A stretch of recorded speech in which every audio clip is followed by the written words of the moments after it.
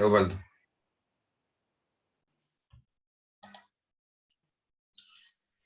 Bueno, si estamos todos de acuerdo, les propongo comenzar. Eh, bueno, buenos días a todos y todas. Damos continuidad al simposio con la mesa número 4. Cada expositor tiene un margen de alrededor de 20 minutos y después abrimos la mesa a un diálogo.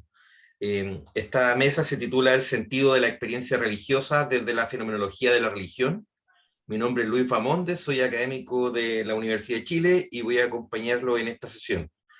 En esta oportunidad nos acompaña la académica María Luisa Brand, quien va a presentar el trabajo titulado El pensamiento filosófico de Martin Heidegger en torno a la articulación del fenómeno de la vida humana en la vida religiosa. Adelante, María Luisa. Gracias, Luis, por la presentación. Saludar a todos y todas. Y bueno, voy a comenzar con mi exposición. Bueno, como bien Luis menciona, el título de mi presentación aquí en nuestro Congreso Nacional de Filosofía se denomina El pensamiento filosófico de Martin Heidegger en torno a la articulación del fenómeno de la vida humana en la vida religiosa.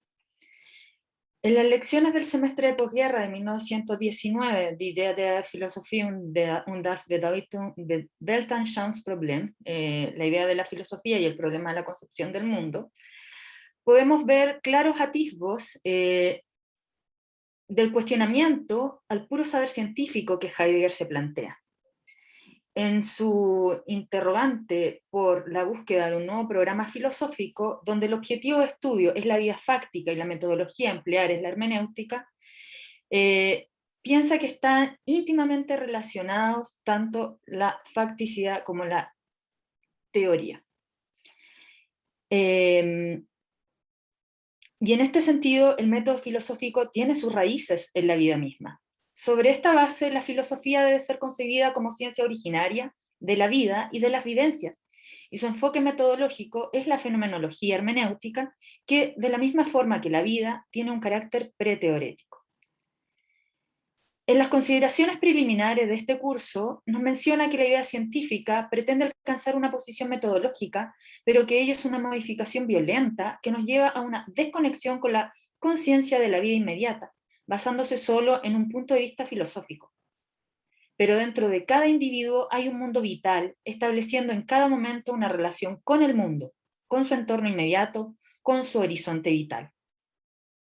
Menciona lo siguiente: estas relaciones vitales pueden estar impregnadas de muy diversas maneras, por una forma genuina de actividad y de vida, por ejemplo, la forma científica, religiosa, artística o política. Hasta ahí la cita. De esta forma, el científico cree que se encuentra aislado, pero siempre permanece en una comunidad, donde el contexto vital de su conciencia científica se refleja en el ámbito organizacional, en academias y en universidades. Heidegger insta a un reconocimiento de la auténtica conciencia científica que se encuentre enlazada con la vida, y para que ello se dé, se debe volver a los auténticos orígenes del espíritu, en calidad de fenómenos históricos. Menciona lo siguiente: solo la vida hace época, y no el ruido de frenéticos programas culturales. La tentación cultivada por doquier, en las ciencias particulares, desde la biología hasta la historia de la literatura y del arte, de armarse una concepción de mundo científica a través de la gramática fraseológica de una filosofía contaminada, ejerce una fuerza paralizante. Heidegger, como es bien sabido, se forma tempranamente en la educación católica, además de recibir formación académica desde la teología, pero también dirige sus intereses filosóficos hacia la filosofía neokantiana de Ricoeur y la fenomenología de Husserl, lo cual queda atestiguado en sus escritos de habilitación Die Kategorie und Bedeutungslehre des Dunscoto, de 1915, escrito que se enmarca dentro del pensamiento escolástico, el neocantismo y la fenomenología. Pero cuando el joven pensador comienza su actividad como docente en la Albert Ludwig Universität en Friburgo, se comienza a distanciar de la filosofía neokantiana, de una lógica pura del conocimiento, de la fenomenología reflexiva de Husserl, forjando en su pensar la idea de una ciencia originaria de la vida que le permita comprender el fenómeno de la experiencia fáctica de la realidad vital. Es en este periodo donde gira su interés filosófico en torno al fenómeno de la experiencia originaria de la vida religiosa, pues es en la religiosidad cristiana donde encuentra un paradigma histórico para una fenomenología de la vida, tanto en la mística cristiana medieval como en las epístolas paulinas y en el pensamiento de Agustín. Ello queda atestiguado tanto en la preparación de su curso para el semestre de invierno de 1918-1919, los fundamentos filosóficos de la mística medieval, como en sus cursos del semestre de invierno de 1920-1921, la introducción a la fenomenología de la religión, y el del semestre de verano de 1921, Agustín y el neoplatonismo. El joven profesor dirige su atención a la relectura de las epístolas paulinas, a los textos de Agustín, a los místicos medievales y a Lutero, con el propósito de realizar un análisis formal de la experiencia fáctica de la vida religiosa, dejando fuera cualquier pretensión dogmática, además de no pretender una aplicación de conceptos filosóficos al ámbito de lo religioso. Sobre toda esta base, desde la lectura de la tesis de habilitación, queda atestiguado el camino que sigue el joven de Meskirch en relación con las estructuras fundamentales de la vida a través de una ciencia originaria de la vida, enfocándose en la dimensión histórica de la existencia humana, denominándola espíritu vivo, en su individualización histórica concreta. La religión vista como visión del mundo solo puede alcanzar su desarrollo en la conciencia histórica, afirma Heidegger. De ahí que lo histórico se convierte en pieza clave para comprender la experiencia o vivencia religiosa, ya no existiendo la necesidad de recurrir a la validez universal de las ciencias. Cada individuo solo puede interpretar y comprender el mundo desde su situación histórica temporal. En este sentido, Heidegger se siente muy cercano al pensamiento de Schleiermacher, por ejemplo. En la actitud teorética desaparece la relación entre la vida y lo vivido. Por la vía de la reflexión, la vivencia termina encasillada dentro del esquema sujeto-objeto. La filosofía fenomenológica de Heidegger quiere romper con esa actitud teorética, alejándose de la objetivación reflexiva para tornarse hacia una intuición hermenéutica como un modo de comprender. Pero cabe recordar que no nos encontramos en una primera instancia con las cosas mismas, sino con la interpretación cotidiana de ellas.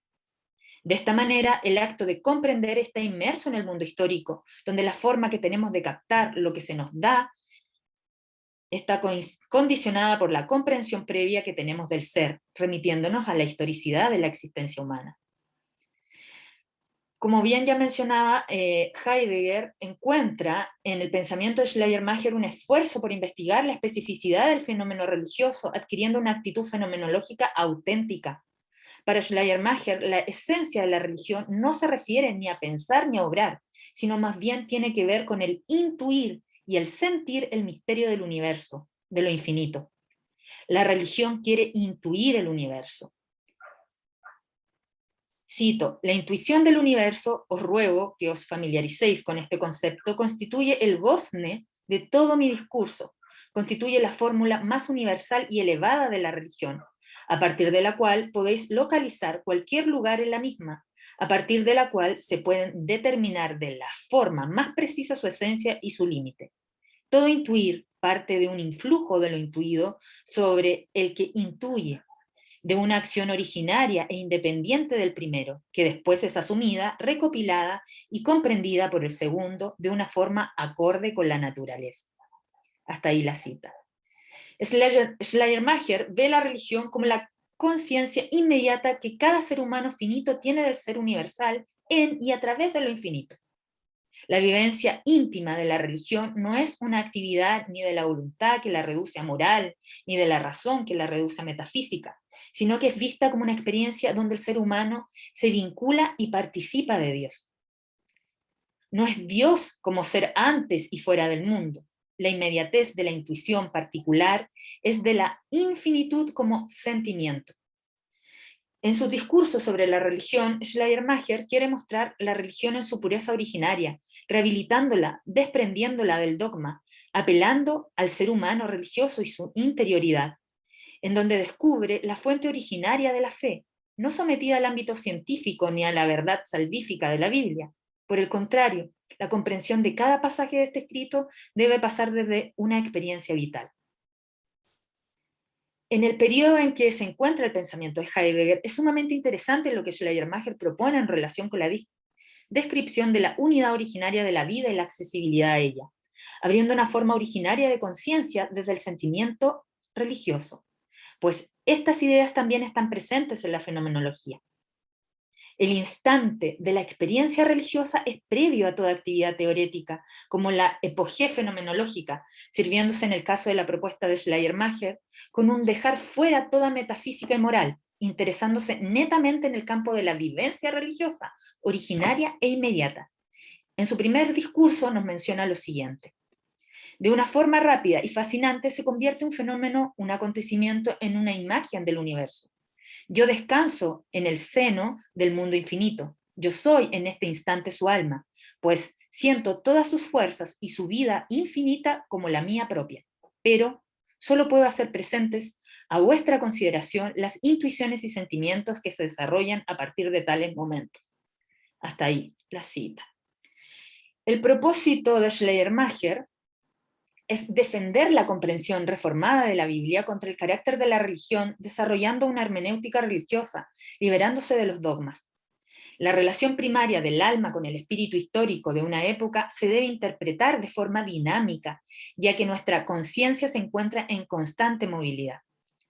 La propuesta de Schleiermacher es llamativa para Heidegger, ya que en ella la conciencia es histórica, liberándola de toda comprensión e interpretación del dogma. En acuerdo con Schleiermacher, también aparece Dilthey, abordando en profundidad el despliegue de la conciencia histórica y los vínculos que ésta tiene con el cristianismo como una religión histórica. El joven de Meskirch fue conocedor de la obra de Dilthey durante sus estudios en la Facultad de Teología en Friburgo, pero es en 1919 cuando Heidegger está empeñado en la elaboración de una ciencia originaria de la vida, conectada con el proyecto fenomenológico de su maestro Husserl, interesándose en la obra de Dilthey para explicar lo preteorético en lo referente a lo que se da la vida en su inmediatez. La lectura de la obra de Dilthey permite al joven profesor el conocimiento del carácter hermenéutico de la experiencia humana en la corriente vital, donde dicha experiencia se mueve en un mundo histórico y significante, ya no siendo el sentido un mundo aparte que debe ser captado de manera estática, sino que se encuentra propiamente en la vida fáctica, debiendo ser concebido desde las significatividades de la vida. De aquí nace el interés heideggeriano por la experiencia de la vida, una vida fáctica y temporal. Heidegger nos menciona que Dilthey descubre la idea de la vida invitándonos a pensar la vida y su historia, más que establecer un sistema sobre ella o hablar de la existencia de una realidad estableciendo un método para acceder a ella, como la vida. Bueno, como ya nos estaremos dando cuenta, la experiencia vivida en Dilthey juega un rol preponderante, pero la duda queda en cómo accedemos a ella desde la inmediatez que antepone como experiencia preteorética al pensamiento. Siguiendo nuevamente a Heidegger, se nos muestra que Dilthey en su correspondencia con Paul York, el conde Paul York, se decanta por el contexto vital e histórico en donde el individuo ya se encuentra situado, operando con conceptos vitales enraizados en la evidencia inmediata y en su historicidad. En un acuerdo con Dilthey, Heidegger afirma la facticidad hermenéutica del Dasein, pues siempre el individuo está en posesión de una precomprensión de su experiencia de realidad, en definitiva del mundo en el cual se encuentra. La vida como temporalidad se encuentra en un constante fluir y en cuanto tiene una estructura hermenéutica, le es posible autointerpretarse. De ahí que los conceptos filosóficos que se utilicen para teorizar dicha experiencia originaria no pueden ser tomadas desde el razonamiento lógico, sino que desde la aprehensión del significado de la vida misma, pues si no fuese de este modo, la inmediatez de la experiencia originaria no se logra asir, sino por el contrario, se nos derrumba. Pero, ¿cómo logramos esta aprehensión del significado de la vida misma para realizar la teorización de la experiencia originaria sin destruirla? Las ciencias naturales teorizan, explicando en su relación sujeto-objeto el conocimiento de las cosas. En cambio, las ciencias espirituales tienen que ver con un comprender la relación entre el Dasein y el mundo, nos afirma Heidegger. Las primeras explican, las segundas comprenden. En estas últimas, El pensador de Mesquer fija su mirada a través de los lentes de Dilthey, pues es a través del contexto vital que podemos aprender el significado de la vida a través de la autocomprensión y la descripción, ya que primero hay que tener una comprensión propia de la vida para poder dar paso a la descripción del contexto vital, dado que la vida humana es un complejo de relaciones vitales que se crean y entraman en torno a diferentes concepciones del mundo. Pero, a su vez, estas mismas concepciones tienen su raíz y surgen de la vida misma. Ello queda expresado en sus lecciones de posguerra, en la idea de la filosofía y el problema de la concepción del mundo, donde Heidegger nos menciona lo siguiente. Dentro del particular mundo vital dominante en cada uno, la existencia de toda persona establece en cada uno sus momentos una relación con el mundo, con los valores motivacionales del entorno inmediato, de las cosas de su horizonte vital, de las otras personas y de la sociedad. Estas relaciones vitales pueden estar impregnadas de muy diversas maneras por una forma genuina de actividad y de vida, por ejemplo, de la forma científica, religiosa, artística o política. Siguiendo el pensamiento de Dilthey en su método descriptivo y comprensivo, Heidegger nos menciona que la relación vital del ser humano no es un estar dirigido a los objetos, sino un formar parte de un mundo histórico. Si bien la conciencia natural, de la que también forman parte las vivencias del mundo circundante, realiza presuposiciones de lo que está primaria e inmediatamente dado, no es de esta forma que logramos asir la vivencia preteorética. La ciencia positiva no puede reducir la vida a un conjunto de hechos unidos. El saber científico no agota la realidad. En cambio, la realidad histórica de la vida humana propuesta por Dilthey profundiza en las estructuras de la vida misma y sus modos, intentando mostrar el proceso autocreador de construcción del mundo histórico. De ahí que el acceso al mundo histórico se puede teorizar de mejor forma desde la vida misma que si se tratase de captar desde un método constructivo trascendental. La importancia entonces de la historia, pues reconocemos a esta, la historia, porque ya somos históricos, en palabras de Dilthey. ¿Cómo vamos con el tiempo? Perdón que no estoy mirando, me quedan algunos minutos, Luis. 5 minutos. Gracias. Bueno, Schleiermacher y Dilthey le brindan a Heidegger la posibilidad de aproximar la fenomenología con la hermenéutica, y en el campo de la religión se le brinda la posibilidad de nutrirse del contacto directo con el ser.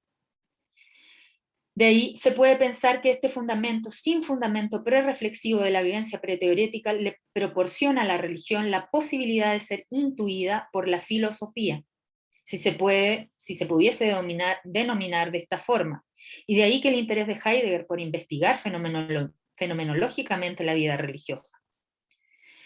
Heidegger nos muestra una teología cristiana basada en los conceptos clásicos, por ejemplo, de la Grecia antigua, enmarcada dentro de objetivaciones, quedando aplastada en sus experiencias originarias.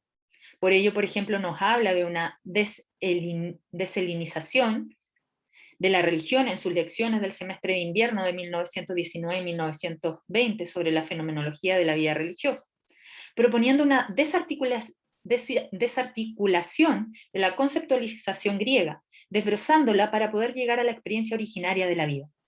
Además, nos menciona que el pensamiento metafísico nos hace caer en errores en relación con pensar el ser como un constante presente, como un conocimiento puro, como lo que no puede conectarse con la temporalidad de la vida fáctica, quitándole el sentimiento religioso y la relación contemplativa teorética con la divinidad, quedando como un simple ser en acto, con presencia, ante la mano. Cito a Heidegger en Fenomenología de la vida religiosa. En cada determinación un modo diverso del aproximarse inicial del acceso. El de dónde de los medios de determinación, el cómo de la conformación, unas veces es el viejo marco conceptual, otras usando este de modo nuevo y modificado, otras enfoques nuevos. Como la tendencia fundamental es aún griega, como lo es el filosofar hasta hoy, no se llega a destrucción alguna. La mera crítica del conocimiento, como se llama, no es aquí de la menor utilidad. De ahí, que el pensador de Mesquer se proponga recuperar el nexo con la experiencia originaria de la vida cristiana, separándola del pensamiento escolástico, pues la herencia conceptual griega es la que ha hecho un flaco favor a la teología. Lo que Heidegger busca aquí es plantear o más bien replantear el fundamento de la historicidad del ser. Rehabilitando el fenómeno de la vida, encuentra en los inicios del cristianismo una reacción en contra de la metafísica objetiva. Fija su mirada en la experiencia religiosa, pues encuentra en ella un modelo de correlación intencional que se da en el método fenomenológico. Estas lecciones no se encuentran separadas de las que en modo directo se enfocan en el fenómeno de la vida. Es en el mismo año, en 1919, donde también imparte sus lecciones de posguerra, trabajando con la idea de la filosofía y el problema de la concepción del mundo. Si bien la investigación en este último curso gira netamente la circunscripción fenomenológica en torno a la interpretación del movimiento de la vida fáctica, considerando sus estructuras, comportamiento y categorías fundamentales, la búsqueda de la vivencia religiosa en la vida cristiana se aúna con la investigación antes mencionada, pues es desde la realización de la vida que podemos realizar una transformación en la filosofía, no quedándonos con un conocimiento puramente cognitivo. Lo que es vivido es totalmente diferente a lo objetivable. No se puede objetivar lo realizado en la vida fáctica. Se debe romper la relación sujeto-objeto, ya que vivimos en un mundo donde el yo experienciante y lo experienciado no se pueden separar. Heidegger nos advierte que experiencia no significa tomar nota, sino un afrontar lo experienciado, teniendo un sentido pasivo-activo, pues el concepto de lo fáctico no puede ser interpretado desde la nociología, sino únicamente a partir de lo histórico. Nos menciona lo siguiente: el cambio hacia la filosofía comienza con la experiencia fáctica de la vida, pero parece como si la filosofía volviese a salirse fuera de la experiencia fáctica de la vida. De hecho, aquel camino conduce en cierta forma solo hasta las puertas de la filosofía, pero no franquea el umbral. La filosofía misma solo se puede obtener por un giro radical en el camino, pero no por un sencillo giro, de modo que el conocimiento ahora solo se dirija hacia otros objetos, sino mediante una verdadera transformación radical. Hasta ahí, voy a quedar en honor al tiempo. Gracias. Recuerdo que posterior a las presentaciones tendremos un espacio para diálogo, para preguntas. Aprovecho de saludar a Jimmy Hernández, quien es nuestro próximo ponente con el trabajo titulado Religión y Realismo. Adelante, Jimmy, tienes también 20 minutos, y así que puedes iniciar, digamos, tu presentación. Vale, muchas gracias y pido, según el horario, veo que hemos cambiado la clasificación. Pido disculpas porque he tenido un poco de confusión con los cambios horarios, pero gracias por resolver el problema inmediatamente. En principio, quiero compartir, y esa es la propuesta de esta comunicación, me gustaría compartir no tanto una comunicación en sentido estricto con conclusiones y definiciones ya establecidas como un punto hacia el que he llegado, sino más bien como un proceso de investigación en curso en el que me encuentro actualmente trabajando, el tema del nuevo realismo y una teoría de la percepción desde el nuevo realismo que me permite poder interpretar diversos tipos de experiencia, incluyendo la científica, la estética y entre ellas la religiosa. Entonces, ese es, en resumen, el objetivo de la presentación, es utilizar los principios conceptuales del nuevo realismo para intentar reformular o hacer una propuesta sobre lo que podría entenderse como una experiencia religiosa. Pues muy bien. Como he dicho, dos cuestiones son las que entran en juego en mi presentación. Por un lado, el problema de lo religioso, el problema de lo sagrado y de la experiencia de lo sagrado. Y en segundo lugar, el nuevo realismo. Creo yo que de manera sintética, lo más sintética posible, intentaré presentar brevemente ambas cuestiones, el problema de lo religioso y el nuevo realismo, para poder entender más o menos hacia dónde nos vamos a dirigir cuando empecemos a explicar el problema de la percepción. En primer lugar, creo yo que el problema de lo religioso. Para hablar del problema de lo religioso, podríamos titular este apartado como de la modernidad a la posmodernidad. ¿Qué sucede en el proceso de comprensión del fenómeno religioso y, por tanto, de la experiencia religiosa desde Kant hasta Lyotard? ¿Qué pasa en este proceso? Es una cuestión muy sencilla. Existe un proceso propio vinculado tanto a la modernidad como a la posmodernidad en el que las estructuras epistémicas y perceptivas empiezan a configurar el papel de lo real. Es decir, lo ontológico es absorbido por lo epistemológico. En sentido concreto, la propuesta de Kant. Cuando Kant dice, y esta expresión quizás nos servirá luego cuando hablemos de la experiencia religiosa, cuando Kant dice, las intuiciones sin conceptos son ciegas, ¿qué quiere exactamente decir? ¿Qué quiere decir? Que sin estructuras epistémicas y perceptivas definidas y claras, la experiencia del mundo externo es imposible. Ese es el problema. Lo ontológico está determinado por lo epistémico. Por la religión no está exenta de esto. Como vemos en la estructura de Kant, lo religioso o Dios, la inmortalidad del alma, pasan a formar parte del pensar, de las ideas puras de la razón. Y por lo tanto, quedan fuera del campo conceptual. No se puede conocer estas ideas. Pues partiendo de esa base, en la que la estructura de lo religioso queda fuera del aparato conceptual o de la ciencia, si quiere, el fenómeno religioso es relegado a fenómenos psíquicos. Y en ese sentido son comprendidos desde una perspectiva completamente distinta, no conceptual, como experiencias íntimas del sujeto que, si bien pueden ser estructuradas y estudiadas desde otros puntos de vista, como por ejemplo el sociológico, y en este caso podemos citar a Durkheim, salen del campo de la ciencia en sentido estricto. Pues el problema de dejar fuera el problema de la trascendencia y derivarlo simplemente a estructuras inmanentes imposibilita encontrar estructuras a priori del hecho religioso o de la experiencia religiosa. Pues hecho esto así, la religión o la filosofía de la religión se convierte en psicología de la religión. Hecho este tránsito, el siglo XIX y el siglo XX afrontarán a nivel filosófico y científico también el debate sobre cuál es el fundamento del conocimiento científico.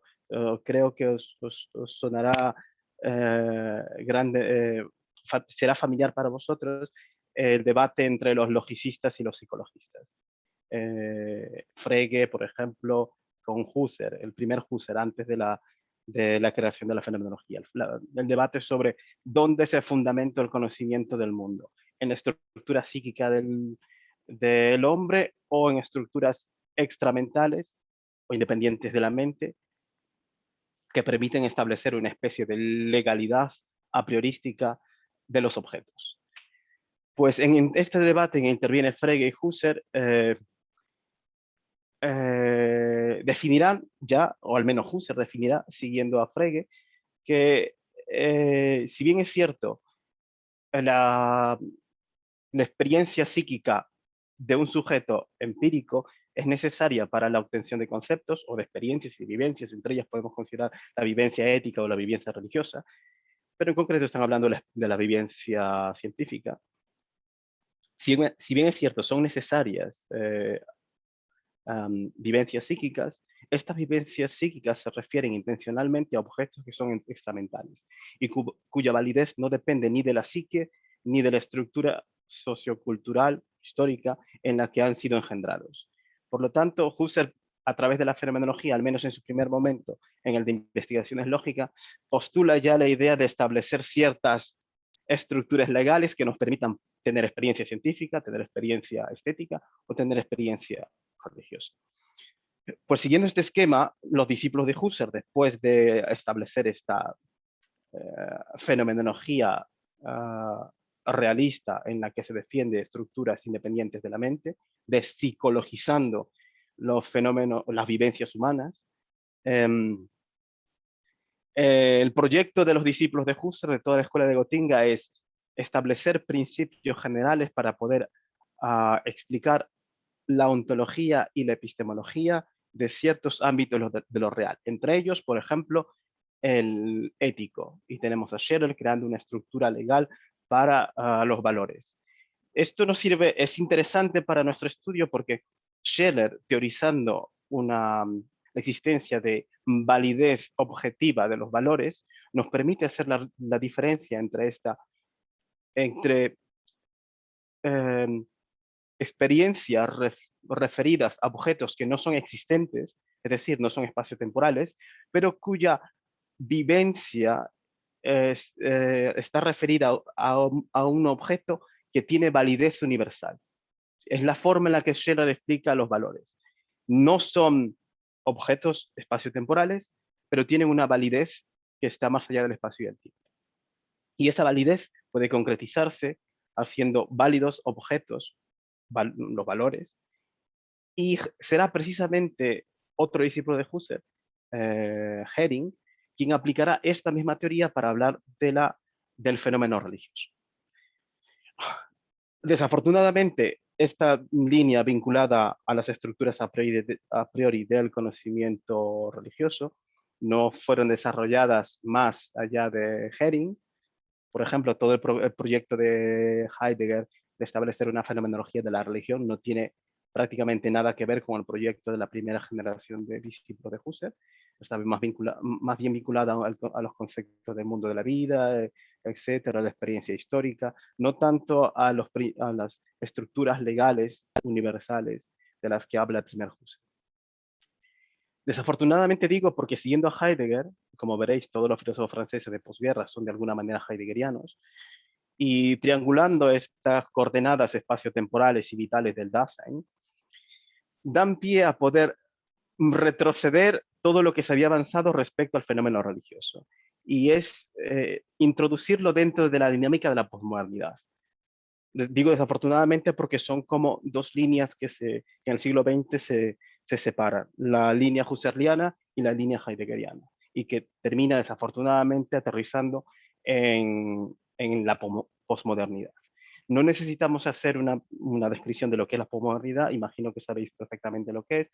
Lyotard la teoriza con una simple idea, creo que puede graficarse perfectamente qué es lo que quiere decir, es que entre los distintos relatos que hay en el mundo, sean científicos, culturales, sociológicos o religiosos, los distintos tipos de relatos o de microrelatos, entre unos y otros no hay una relación de causalidad, ni posibilidad de comparación, ni de jerarquización. De tal modo que, dice Lyotard, cito literalmente, los microrelatos son inconmensurables entre ellos. ¿Qué significa esto?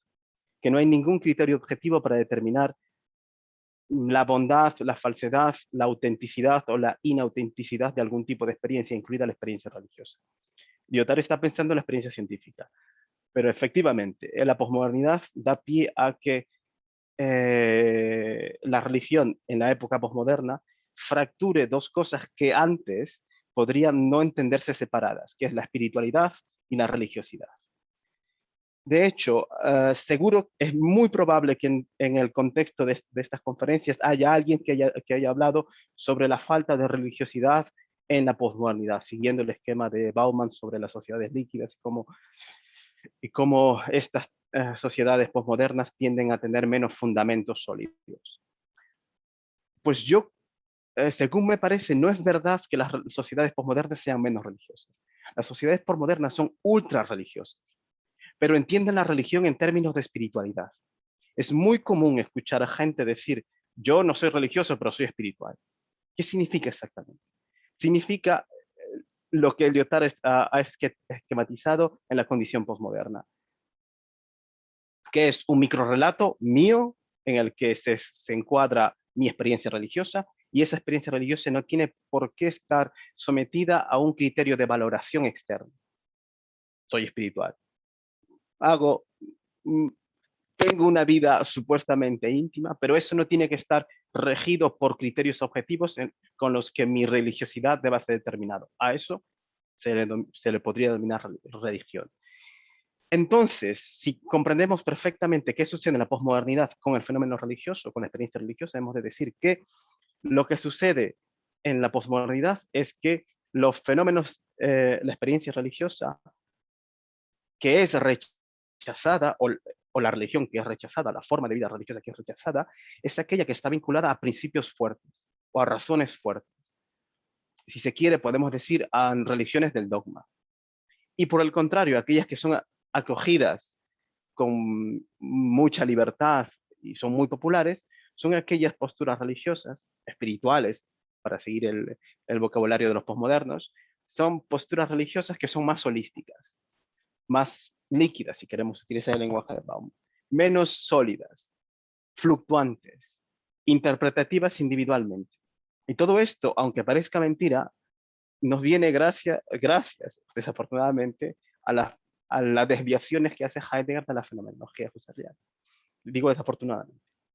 Pues este es el panorama sobre la religión. Pasemos ahora, si el tiempo nos permite, espero terminar todo lo que quiero decir, al nuevo realismo. Como sabéis, el nuevo realismo, o si no lo sabéis, explico yo rápidamente. El nuevo realismo es una corriente de pensamiento surgida en concreto con una fecha específica de nacimiento en el 2012, en marzo del 2012, con la publicación del famoso Manifiesto del Nuevo Realismo de Maurizio Ferraris.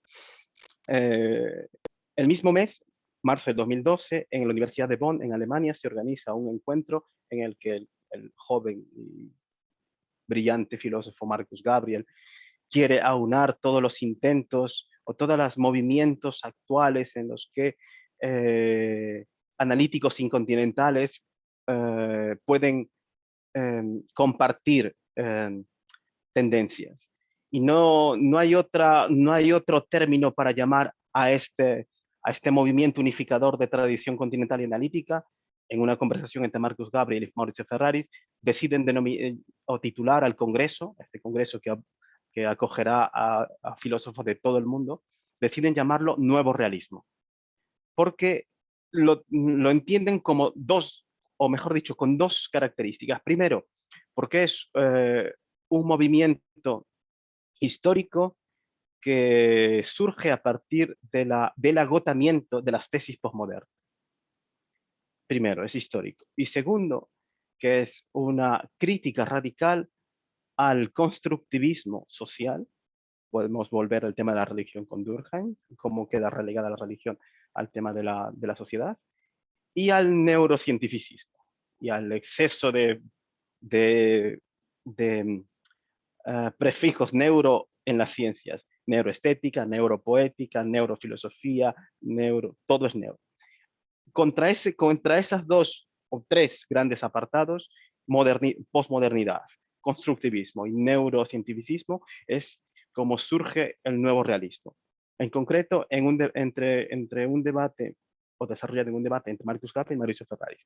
A estos dos hemos de añadirle un tercer personaje, que es Jocelyn Benoit, un profesor de la Universidad de París, y entre los tres forman un bloque común de trabajo productivo y con mucha actividad académica internacional, y cada uno de estos está vinculado a un tipo de realismo concreto.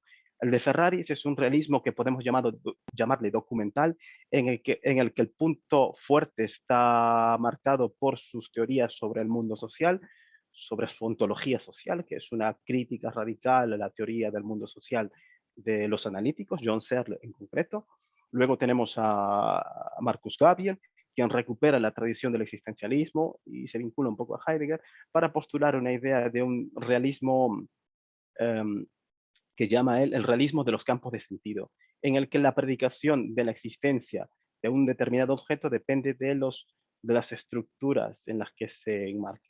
Eso le permite hablar de la ficción y de la literatura, de la realidad de la ficción y de la literatura. Pero pasemos al tercero, que es Jocelyn Benoit, quien postula la idea, vinculándose a Wittgenstein, postula la idea de que la predicación de la realidad de los objetos depende de marcos contextuales.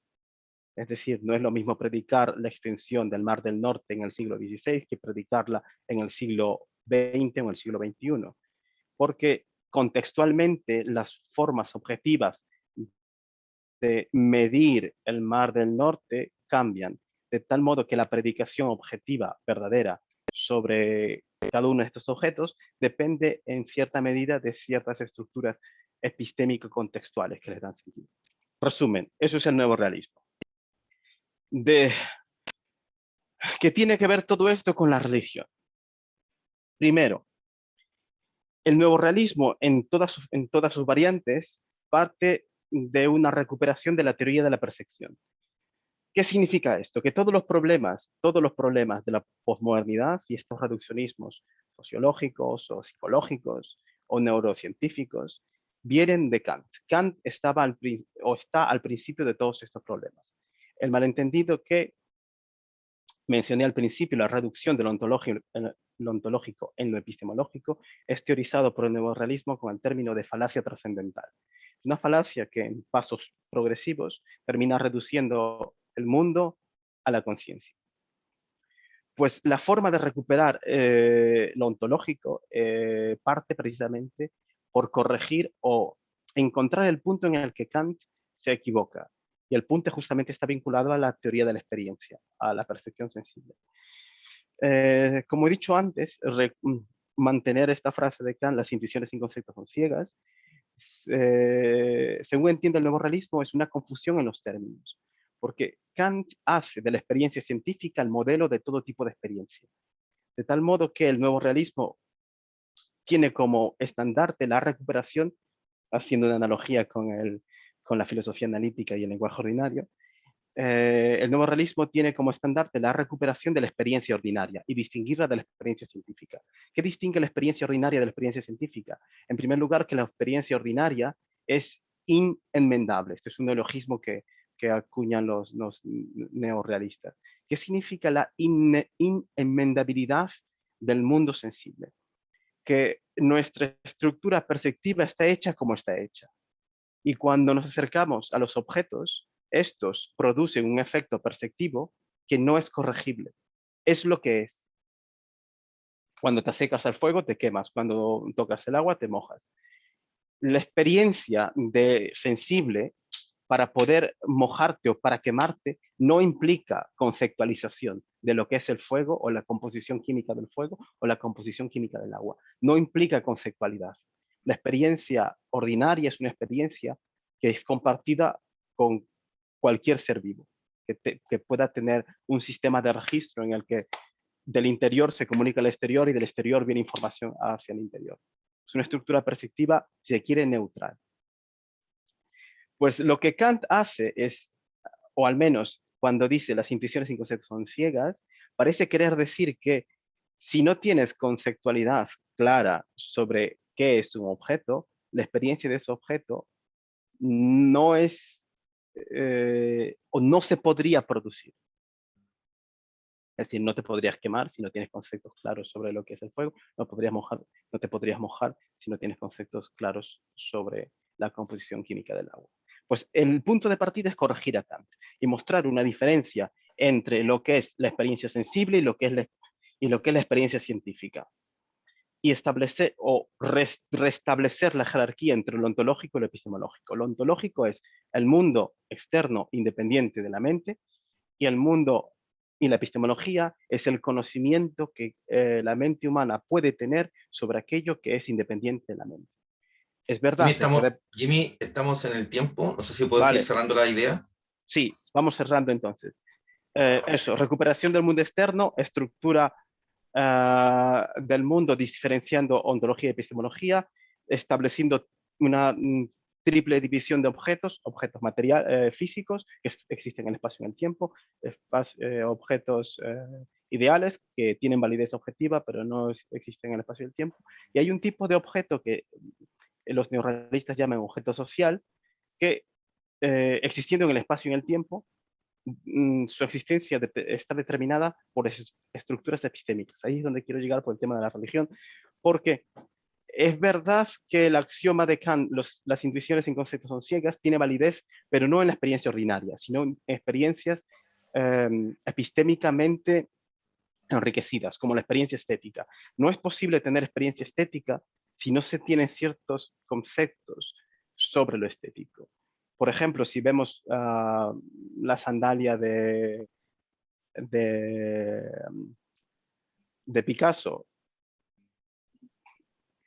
podríamos nosotros vincular a esa sandalia con Picasso y decir que es un objeto que tiene cierto valor, porque conocemos quién es Picasso. Pero si no conocemos quién es Picasso, la sandalia sería un objeto más del mundo. Entonces, el criterio estético se añade al criterio perceptivo de la experiencia ordinaria, con una experiencia, con un tipo de conocimiento específico. La experiencia religiosa funciona básicamente de la misma manera. Es decir, intentando cerrar la idea, no existen experiencias neutrales, puras, ni universales de la religión. No se puede tener, ya lo dice Otto, la experiencia de lo sagrado implica algún tipo de conceptualidad sobre lo sagrado. Es decir, el fundamento ontológico de la experiencia religiosa es un tipo de epistemología, un tipo de conocimiento. Para eso el axioma de Kant vale perfectamente. No se puede tener experiencia si no se tiene un tipo de conceptualidad clara, o al menos más o menos clara. De tal manera que podemos rechazar un tipo de experiencia neutral, no hay experiencia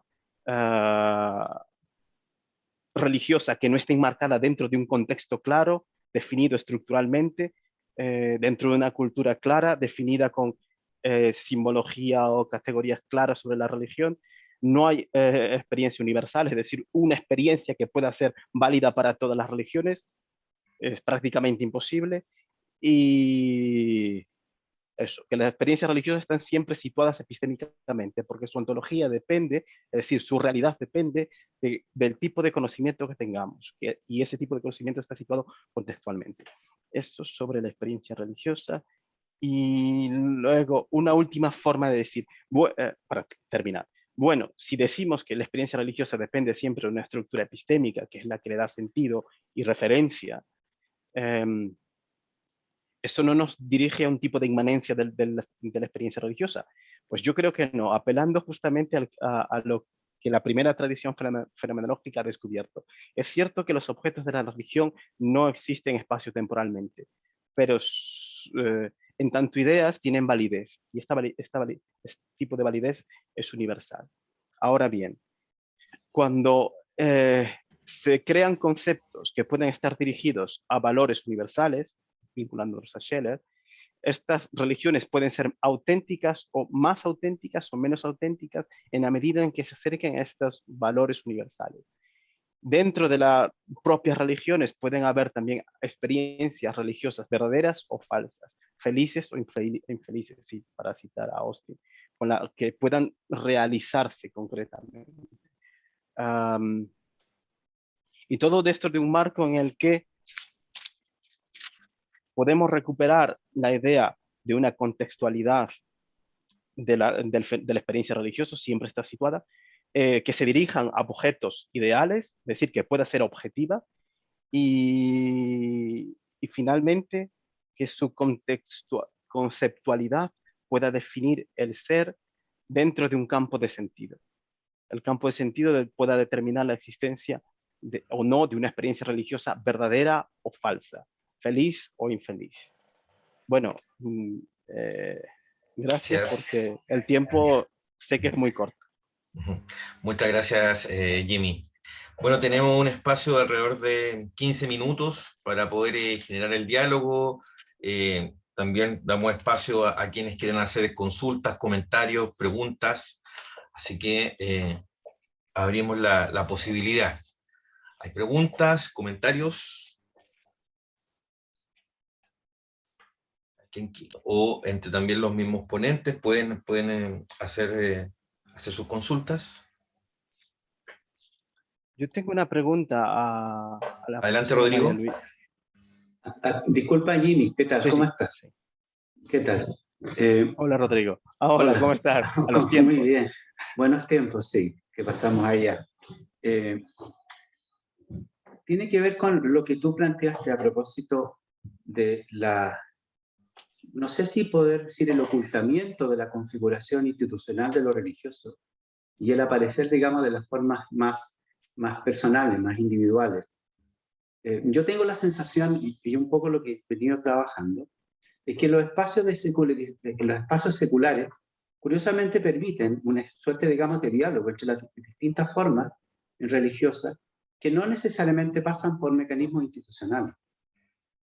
Es decir, los dogmas, de una manera u otra, quedan en suspenso y aparecen experiencias de carácter personal que recuperan cierto sentido original de la experiencia religiosa. Y da la idea de que el posmodernismo, como efecto, digamos, de la secularidad como tal, lo gestiona. No necesariamente de manera consciente, pero sí de un modo u otro se gestionan los canales para que aquella cuestión se vaya realizando. Es decir, que las experiencias personales de lo religioso se rescaten en espacio. Bajo ese punto de vista, curiosamente uno podría llegar a plantear que la posibilidad de diálogo religioso es mucho más potente, mucho más factible, mucho más viable en espacios en donde lo institucional, el dogma, no clausura y no dirige, digamos, la discusión. Era un comentario a propósito de lo que tú planteabas, que me parece a mí absolutamente pertinente, porque en el fondo nos lleva, digamos, a reconocer dónde están los puntos de quiebre y los puntos de salida al mismo tiempo. Era un comentario, no sé qué puedes decir. Sí, un comentario que es del todo pertinente, creo yo, también a lo que dices, porque es verdad. Es verdad que el debilitamiento de la estructura fuerte, que es justamente uno de los aspectos positivos de la posmodernidad, es decir, de poder ir quitándole poder a esta razón, como la entienden los posmodernos, opresora, debilitándola y dando paso a objetividades alternativas, es algo positivo. Es algo positivo siempre y cuando se entienda que la razón que se erigía como objetiva y fuerte tenía vicios, es decir, que no era absoluta, como se pretendía desde la herencia hegeliana, no era absoluta. Sí. Entonces, estas aperturas permiten poder reestructurar esta idea de razón. El problema y el riesgo, creo yo, y es el problema hacia el que nos conduce la posmodernidad, es que entender que la razón pueda tener vicios y pueda ser corregida, no implica que la razón no tenga valor o validez como criterio orientativo. Es decir, el hecho de que, si lo pasamos al tema de las religiones, el hecho de que las religiones fuertes o las religiones del dogma puedan tener excesos, no quita que en ciertos aspectos hayan podido alcanzar valores universales. Rechazar, como hacen los posmodernos, la razón o rechazar la religión del dogma solo porque tiene ideas fuertes, inamovibles, no creo yo que sea un criterio que nos pueda conducir hacia un verdadero ecumenismo. Porque el falso ecumenismo es justamente lo que Vátimo afirma, entre Vátimo y Rorty para los dos. ¿Qué es más importante, la solidaridad o la objetividad? Para Rorty, el artículo se llama así, solidaridad u objetividad. Y Rorty postula que es más importante la solidaridad. En la religión posmoderna parece ser que el principio es ese, la solidaridad. Como si la solidaridad no tenga una referencia no pudiera tener una referencia objetiva. Y de hecho, la auténtica solidaridad solo es si es objetiva. El resto es emotivismo. Carolina. Sí. Mi pregunta es para Jimmy. Dime. La pregunta es la siguiente. Me acordé de Michel Maffesoli mientras te escuchaba, en su enunciado donde dice que en la actualidad o en esta posmodernidad el desgaste de los valores, ¿cierto?, de los ideales universales que procedían del racionalismo ya están fuera, digamos, han pasado por una crisis. Entonces, él manifiesta que eso en la actualidad habría un nacimiento espontáneo, ¿cierto?, de nuevos paradigmas sociales, y dentro de esos nuevos paradigmas está la posibilidad de que los seres humanos se unan, se ordenen en términos de tribu, ¿cierto?, conforme a la emotividad. Y desde ese punto de vista también piensa que para comprender hoy día la vida cotidiana habría que tener en cuenta la sensibilidad y la intelectualidad, o un intelecto sensible. Entonces, frente a eso, ¿cómo se encuentra la religión? ¿Cómo puede ser comprendida frente a esta dimensión social, ¿cierto?, donde hay un nuevo orden, según Maffesoli, porque me estaba acordando de él, un nuevo orden de comunidad, donde hay una nueva ética, una nueva estética. ¿Cómo se puede comprender la religión, que es un fenómeno tan fundamental, radical, para la conformación cultural? Gracias, ¿Cómo la Carolina. podemos orientar, comprender? No sé, eso. Volvemos al tema, yo creo que es muy similar a la cuestión de Rodrigo. Está muy vinculada porque si no hay criterios objetivos para vincular la efectividad de estas pequeñas tribus, en principio,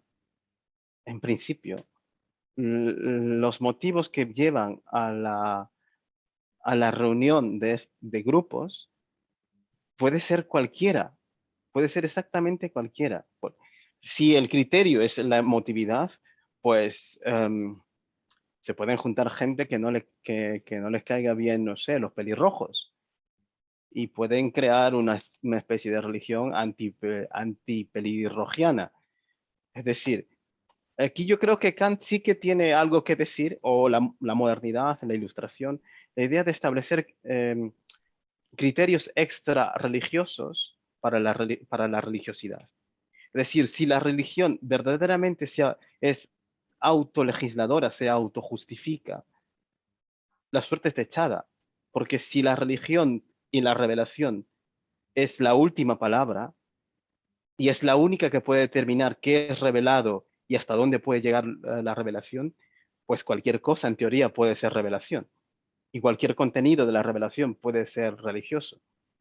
Es decir, eso es el peligro que subyace a la idea de renunciar a un criterio extra afectivo, extra racional. Es decir, que el único criterio para congregar a los grupos sea la afectividad. Y eso es el peligro. Rorty, siendo partidario de la solidaridad que une a los pueblos y no tanto la objetividad que los divide, es como afirma que esto se aplica perfectamente a la religión. La solidaridad nos une, la objetividad nos divide.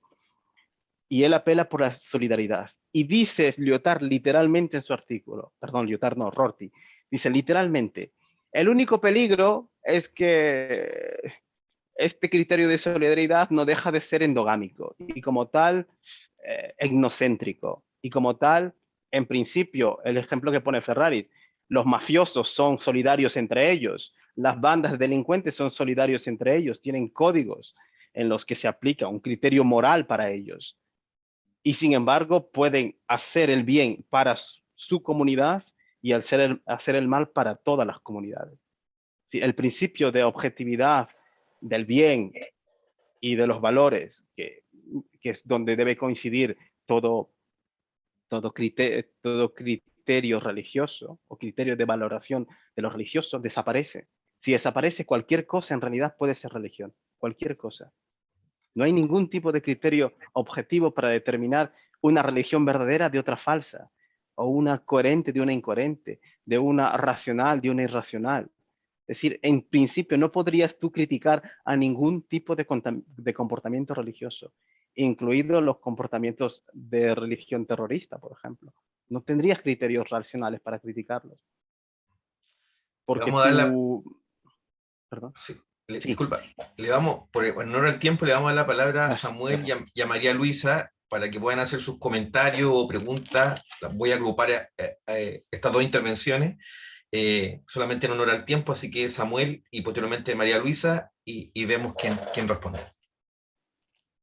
Gracias, Luis. Yo quería hacer un comentario a propósito de la presentación de María Luisa, y si ella quiere comentarlo, porque no creo que sea una pregunta propiamente tal, que siempre me ha llamado la atención el hecho que presentaba María Luisa, cómo Heidegger elabora, desarrolla su analítica del Dasein, de la existencia fáctica, justamente a partir del estudio de la experiencia religiosa medieval, agustiniana, mística.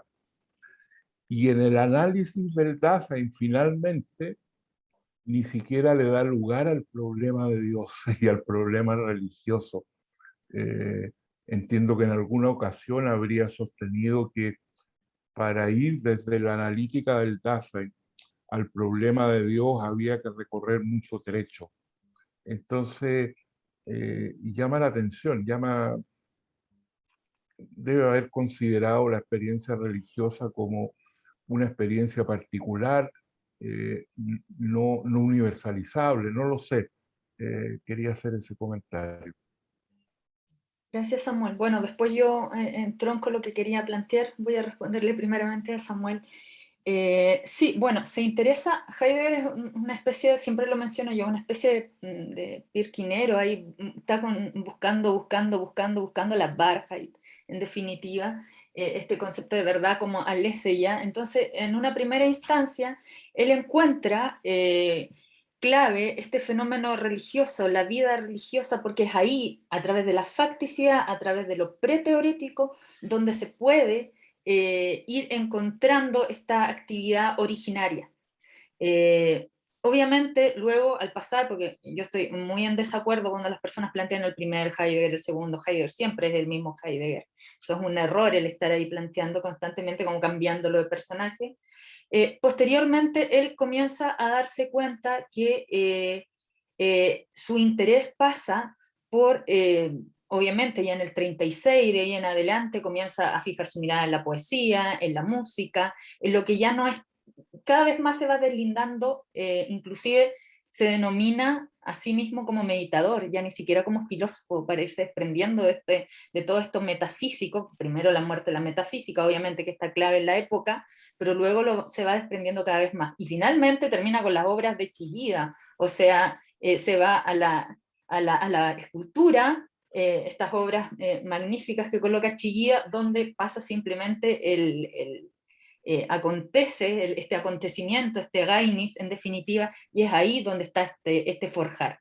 Lo toma, yo no diría que es un medio, pero en definitiva sí está muy interesado en el comienzo, sobre todo por el tema, por ejemplo, de la escucha. Le interesa muchísimo, él lo estudió, el pensamiento de Meister Eckhart, si bien pasado por Sedazo a través de Schleiermacher, en su momento no tenía las traducciones que tenemos hoy en día del alto alemán medieval al alemán moderno.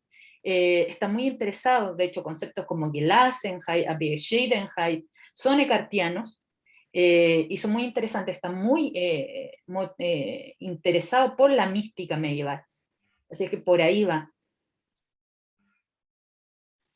Gracias. Bueno, yo a Jimmy quería mencionarle algo en relación a lo que creo que no sé si era Rodrigo o quien lo había planteado. El tema de la razón absoluta, claro que no, inclusive se habla de, no sé quién mencionó el intelecto sensible, es un error, el intelecto, cuando hablamos de intelecto hay razón y hay ístesis. Entonces, en relación a lo que alguien planteaba por ahí, sería mejor hablar de inteligir, de pensar, más que de razonar, porque sacar la razón y el primado de la razón es el error que nos ha llevado la modernidad a estar como estamos en la contemporaneidad. Pero en definitiva, si hablamos de inteligir, en el inteligir sí está la razón, y ahí concuerdo con lo que Jimmy ha mencionado, o sea, no queremos dejar a la razón fuera, pero la razón va conectada con el sentir. Entonces, es ahí donde quizás este absolutismo de lo uno o lo otro es lo que nos lleva a perdernos, porque no es ni lo uno ni lo otro. Nosotros no pensamos, o sea, no razonamos y sentimos después, o sentimos primero y razonamos luego, sino que está unido. Y en ese contexto creo que es válido ir pensando todo lo que estamos planteando. Simplemente era una acotación que quería decir. Creo que si bien no fue Jimmy que lo planteó, se planteó por ahí. Es bueno también quizás reforzar un poco esa idea, o no sé si él quiere decir Sí, algo. yo quería Sí, decir Jimmy, algo y te pido una acotación breve, nos quedan solamente sí, 2 minutos para cerrar el simposio. Perdón, en la mesa posteriormente tenemos otro espacio, así vale, que sí. te pido ahí una acotación bien breve. Adelante. Sí, breve, simplemente muy breve. Primero, sobre la relación entre el entendimiento y la percepción. No, yo no estoy de acuerdo, yo no estaría de acuerdo en decir que siempre se piensa y se siente al mismo tiempo. Yo creo que sí se puede establecer una relación porque la experiencia sensible puede estar acompañada de conciencia o no puede estar acompañada de conciencia. Puede estar acompañada con una mayor conceptualización y puede no estar acompañada con un mayor grado de conceptualización. Por ejemplo, cuando tomo el ascensor todos los días, no conozco los principios por los cuales se mueve el ascensor. O cuando toco el agua, no soy consciente o puedo quemarme sin ser consciente de que estoy poniendo la mano en el fuego. Es decir, sí que hay gradación en la conciencia es decir, sí que hay una barrera que no divide efectivamente de manera ontológica, están juntos, pero sí que hay espacios, momentos en la estructura humana en las que tenemos mayor grado de conocimiento, conceptualidad y de conciencia. Eso es lo primero. Y lo segundo es simplemente, pero yo creo que no quedará tiempo para que María Luisa responda, era solo una cuestión sobre Heidegger. Yo creo que en Heidegger, o según me parece de lo que has expuesto, cuando habla de facticidad y de estructura preteorética para hablar de la experiencia, yo creo que, o según parece, no entiende la experiencia como distinta a como la entiende Kant, porque siempre está situada, siempre es histórica, siempre es conceptual, y parece ser que no tienen claro, y en este sentido podría ser un heredero de la tradición kantiana, no tienen claro esta diferencia entre experiencia ordinaria y experiencia acompañada de conciencia o de conocimiento, de conceptualidad. No sé si luego, más adelante, quizás podrías aclararme ese punto. A mí me parece, no, puede ser que que no lleve razón. No sé. Carolina. Perdón, iba a decir algo. Sí, yo quería aclarar que quien mencionó esto de sensibilidad e intelectualidad fui yo, pero no lo mencioné porque me estuve acordando de lo que había leído con respecto a Maffesoli, que él lo plantea así. No es una tesis mía al respecto, me quise conectar de ahí para un poco enlazar con lo que estaba diciendo Jimmy, porque en realidad hoy día, según lo que este autor, que me hizo sentido con todo lo que Jimmy planteaba, él es el que manifiesta que hay hoy día la posibilidad de comprender la vida cotidiana y en ese sentido también la vida religiosa desde la sensibilidad, pero una sensibilidad que comprende. Bueno, eso es lo que dice él. Habrá que entrar a estudiar, analizar si él está en lo correcto o no, pero a mi modo de ver es como una idea que se ha extendido bastante, el hecho de que este sentir tan presente es lo que nos lleva a tener una comprensión cabal de las cosas, está como, bueno, él lo dice ahí, está como una cierta tendencia a eso. Ahora, si tiene validez lo que él plantea o no, bueno, yo creo que es digno de ser estudiado también. Solo eso quería aclarar, mencionar. Cerramos con las palabras de María Luisa. Gracias Lu. Sí, gracias Carolina. Sí, en ese sentido, claro, me acuerdo, por ejemplo, también del historiador Michel de Certeau, que es clave también quizás traerlo aquí a la palestra, porque en definitiva da una mirada. A mí me interesa mucho trabajar el tema de la mística, de hecho es algo que trabajo bastante, Eckhart, inclusive las mujeres, Poret, en definitiva ahí hay que diferenciar este quiebre que se da entre dejar la vivencia fuera. Esta vivencia que queda sacada inclusive como fenómeno místico, Juan Martínez Velázquez inclusive también lo trabaja muy bien, como fenómeno místico, ¿por qué denominarlo así? Sino que antes eran considerados uno solo, había una conexión absoluta. Antes del siglo XVII, Michel de Certeau lo menciona, en el contexto de que yo estoy conectado con mi vivencia, y mi vivencia me lleva también a razonar. Quizá para entendernos un poco mejor, bueno, y en honor al tiempo, esto lo deberíamos hablar con mucho mayor, en un mayor momento, más extenso, no se trata de lo uno o lo otro, no estamos diciendo que si lo uno no se, perdón, no estamos diciendo que es uno o lo otro, sino que hay una conexión, y cuando se deja fuera la vivencia, lo preteorético, es ahí donde se ocasiona el problema. En el ejemplo, por lo que decía Jimmy hace un momento atrás. Respondiendo a lo que él decía brevemente, claro, sí, critica muchísimo a Kant, dedica mucho de su escritura a criticarlo, pero obviamente se basa en su pensamiento. Y en relación a eso, a lo que Heidegger le interesa, obviamente es el proceso del aquí. De hecho, el Dasein no es el estar ahí, es el estar aquí, como lo traduce muy bien Rivera, porque en definitiva es temporio, pero también tiene que ver con en el momento en el cual nos estamos desenvolviendo, espacio-tiempo. De ahí su obra tan radical de 1927, Sein und Sein. Bueno, en honor al tiempo, le agradezco a los expositores, a quienes han hecho los comentarios, a quienes nos acompañaron, y les recuerdo que nos volvemos a reunir para cerrar esta mesa a las 10:30, y le corresponde moderar a la profesora Carolina Lagos. Así que nos quedan 10 minutos de pausa y retomamos la mesa número 4. Muchas gracias y felicitaciones a los expositores. Gracias. No se olviden que es otro link. Saludos. No olviden que es otro link que tienen que pinchar. Exactamente. Vale. Es el link que aparece en el programa y ahí está completamente, digamos, clarificado. Gracias. Bueno, nos vemos. Adiós, saludos. Adiós. Gracias, gracias.